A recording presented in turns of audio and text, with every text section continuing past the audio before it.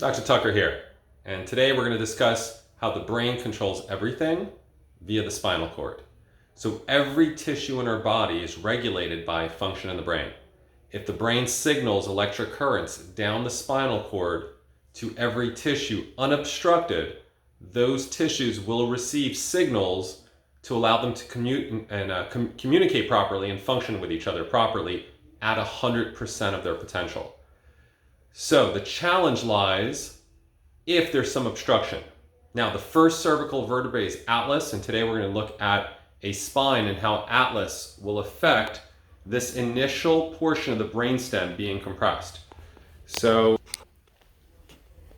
if we look at the top of the head, that's where the skull sits. The very first vertebrae here is atlas, or C1.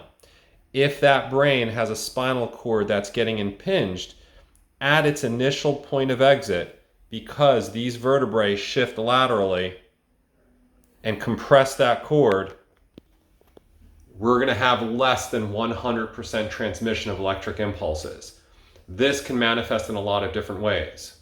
So it's optimal to make sure you don't have any neck dysfunction, but specifically the first exiting point is C1, we call atlas.